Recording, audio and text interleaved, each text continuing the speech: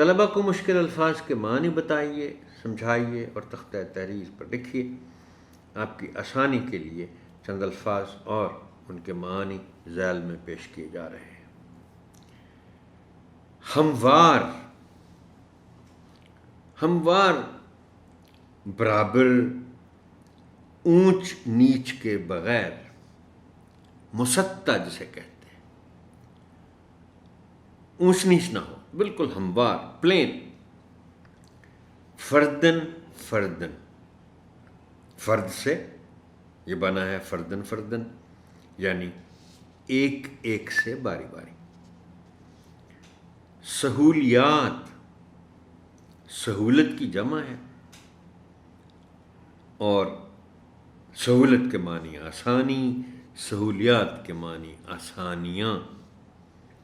انگریزی میں آپ جس کو کہتے ہیں فیسلٹیز۔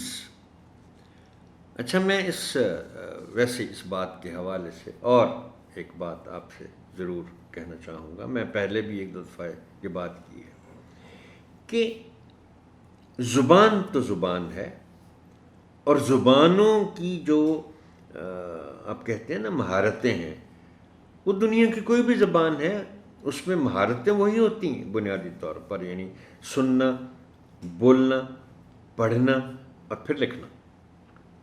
تو ہم چونکہ ہماری سوسائٹی میں انگریزی اور اردو دونوں پڑھائی جاتی ہیں، اور زبان دانی میں بہت سی چیزیں مشترک ہوتی ہیں، تو میری یہ آپ سے گزارش ہے کہ بچے چونکہ انگریزی بھی ساتھ پڑھ رہے ہیں، اور خاص طور پر الفاظ کے معنی سمجھنے میں آپ ایک دوسری دونوں زبانوں کی آپس میں مدد لے سکتے ہیں، یعنی اردو پڑھاتے ہوئے آپ کبھی انگریزی کی مدد لے لیں، انگریزی پڑھاتے ہوئے آپ اردو کی مدد لے لیں۔ اب جیسے میں نے کہا کہ آسانیاں ہیں تو فیسلٹیز ہیں۔ حیرت، حیرانی،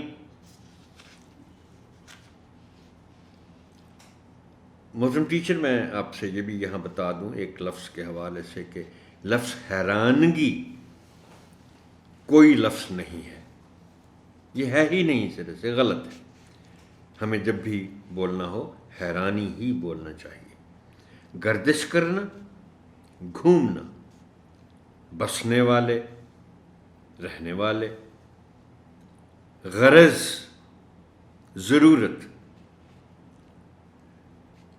خوشنودی، خوشی، رضامندی، فراہمی، پہنچانا، سپلائی جس کو کہتے ہیں، جائزہ، جانچ پڑتال۔